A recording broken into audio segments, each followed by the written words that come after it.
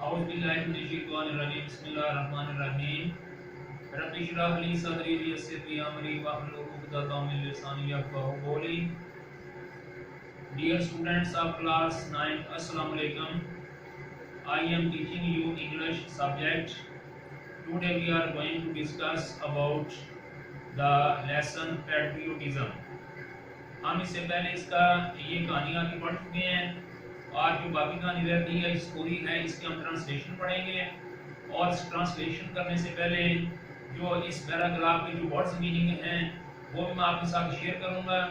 तो सबसे पहले यानी कि इसके जो वर्ड्स मीनिंग हैं उसकी तरफ मैं आता हूं, आप जरा देखिएगा व्हाइट बोर्ड के ऊपर।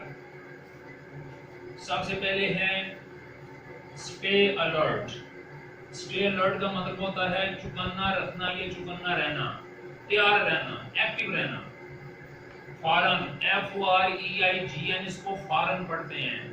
आगे जी है, इस वजह से कंफ्यूजन पैदा हो जाता है, लेकिन इसको फॉरन कहते हैं। फॉरन का मतलब होता है फॉरन का बैरूनी। बैरूनी एक होता है अंदरूनी यानी कि अंदरूनी मुल्क, इसका मतलब बैरूनी मुल्क।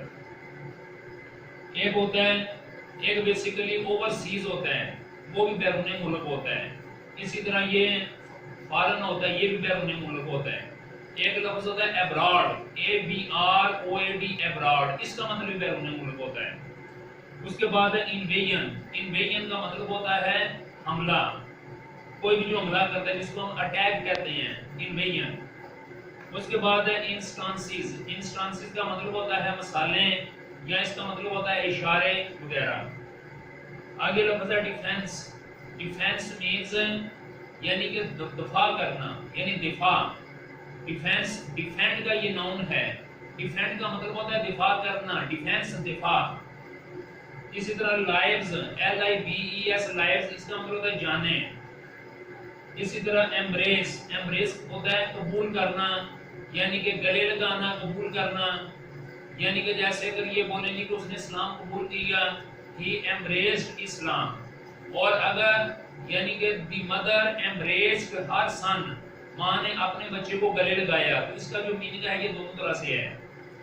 फिर आगे है मिलिट्री। मिलिट्री का मतलब होता है फौजी, यानी जो फौज के मतलब है। अवार्ड का मतलब होता है एजाज। आगे है मार्टरडम, यानी मार्टरडम का मतलब होता है शहादत। आगे है लाइव स्पिरिट। लाइव स्पिरिट का मतलब होता है जिंदा, यानी कि जज्बा। लाइव का मतलब जिंदा और स्पिरिट का मतलब जज्बा।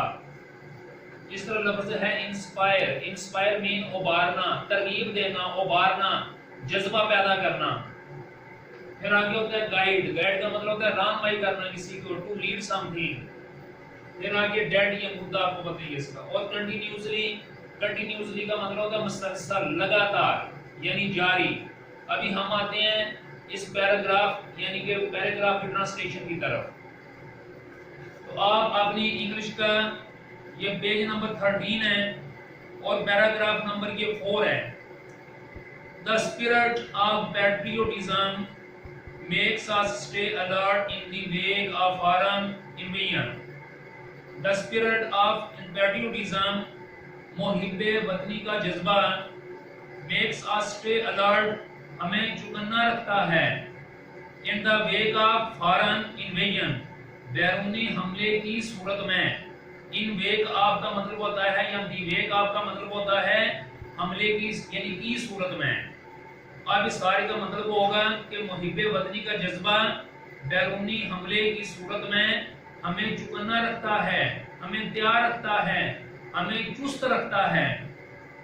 उसके बाद आगे in the history of Pakistan, Pakistan की तारीख में, देयर आर मैनी इंस्टांसेस, बहुत सारी मिसालें हैं, when Pakistan laid their lives for the defense, when people, जब लोगों ने laid their lives, अपनी जानों का नजराना पेश किया, for the defense of the country, मुल्क के दिफा के लिए। अब इसका तर्जुमा पूरे का होगा कि पाकिस्तान की तारीख में बहुत सारी मिसालें मौजूद हैं उन लोगों की जिन्होंने अपने मुल्क की दिफा के लिए, या जिन लोगों ने मुल्क के दिफा के लिए अपनी जानों का नजराना पेश किया। In the wars of 1965, 1971 and the Kargil War, many brave soldiers, बहुत सारे बहादुर लोगों ने, फौजियों ने, सिपाहियों ने gave their lives, अपनी नजराने अपनी जानों का नजराना पेश किया in an attempt, कोशिश में to protect, हिफाजत करने की the homeland, मादरे वतन की। 1965, 1971 और करगिल की लड़ाइयों में बहुत सारे जो बहादुर सिपाही थे उन्होंने मादरे वतन की हिफाजत की कोशिश में अपनी जानों का नजराना पेश किया। अटेम्प्ट का मतलब कोशिश, प्रोटेक्ट का मतलब तहफ़्फ़ुज़ के लिए, और होमलैंड यानी मादरे वतन के तहफ़्फ़ुज़ की कोशिश के लिए उन्होंने अपनी जानों का नजराना पेश किया। Captain Mohammad Sarwar, major Tufail Mohammad, major Aziz Bhatti, pilot officer Rashid Minhas, major Mohammad Akram, major Shabbir Sharif, सवार Mohammad Hussain, lance naik Mohammad Mahfuz, captain colonel शेर खान एंड हवलदार लालिक जान, ऑल एम्ब्रेस्ड मार्टरडम। इन तमाम लोगों ने जामे शहादत नोश किया while fighting bravely for the homeland, अपने मुल्क के लिए बहादुरी से लड़ते हुए। इन तमाम लोगों ने अपने मुल्क के लिए बहादुरी से लड़ते हुए जामे शहादत नोश किया। ऑल ऑफ देम, इन सब लोगों को वर अवार्डेड, नवाजा गया निशाने हैदर से। इन सब लोगों को निशाने हैदर से नवाजा गया। द हाईएस्ट मिलिट्री अवार्ड, जो सबसे बड़ा फौजी एजाज है, यानी कि फौज की तरफ से जो सबसे बड़ा एजाज है उसका नाम है निशाने हैदर। इन सब लोगों को मुल्क का सबसे बड़ा जो एजाज है, यानी कि इन सब लोगों को निशाने हैदर से नवाजा गया। The highest military award given to great patriots, जो कि सबसे बड़ा फौजी एजाज है और अजीम मुहिब्बे वतन लोगों को दिया जाता है। who lay down their lives for the country, जो अपने मुल्क के लिए अपनी जानों का नजराना पेश करते हैं। जो उन अजीम मुहिब्बे वतन लोगों को दिया जाता है जो अपने वतन के लिए अपनी जानों का नजराना पेश करते हैं। बच्चों उसके बाद आगे पेज नंबर 14 पे चलें। आपकी बुक का जो पेज नंबर 14 है उसमें पैराग्राफ नंबर 5 अभी स्टार्ट हो रहा है। पैट्रियोटिज्म, मुहिब्बे वतनी, देयरफॉर लिहाजा या इसलिए, देयरफॉर का मतलब होता है इसलिए या लिहाजा, is not just a feeling, ये सिर्फ एक एहसास नहीं है। जज्बे हुब्बुल वतनी सिर्फ एक जज्बा यानी कि एहसास का नाम नहीं है। It is a life spirit, ये तो एक जिंदा जज्बा है, यानी सिर्फ एहसास नहीं है बल्कि ये वो एहसास है, वो जज्बा जो हमें जिंदा रखता है या जिंदा रहने के लिए जरूरी है। ये जिंदा जज्बा है, बड़ा खूबसूरत ये फिक्र है। Patriotism therefore is not just a feeling, मुहिब्बे वतनी लिहाजा एक एहसास का नाम नहीं है। It is a life spirit, तो ये एक जिंदा जज्बा है जो कि मुसलसल उबारता है और कौम को रहनुमाई अता करता है। In the words of S.W. Scott, ये S.W. एक बहुत बड़ा स्कॉट जो है ये एक माहिर इंग्लिश हुए हैं और माहिर यानी कि इंग्लिश भी हुए हैं और बहुत बड़ा मुहिब्बे वतन भी हुए हैं। ये एक वेस्टर्न बहुत बड़ा आथर भी था। उसका ये कोट जो है, ये कोल जो है इसको कोट किया जा रहा है, उसकी अच्छी बात को कोट किया जा रहा है अभी।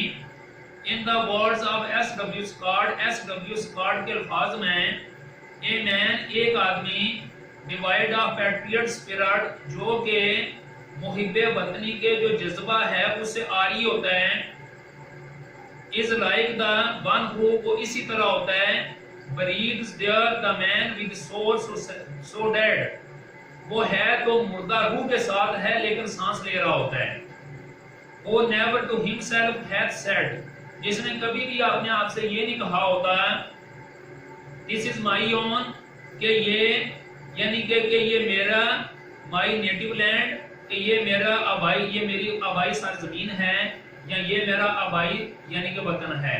अब इस सारे का मैं बामुहावरा तर्जुमा आपके सामने पेश करूंगा कि इस सारे का तर्जुमा ये है कि कुफर बदनी के जज्बे से महरूम शख्स उस शख्स की तरह है, यानी कि उस शख्स की तरह है जो ऐसी बेरूह हिस्स के साथ वहां जिंदा है जिसने कभी भी खुद से ये नहीं कहा कि ये मेरी आबाई सरजमीन है। तो बच्चों, ये आपकी दूसरी कहानी आज अल्हम्दुलिल्लाह मुकम्मल हो चुकी है। तो इंशाल्लाह इसका आपने ट्रांसलेशन तैयार करनी है।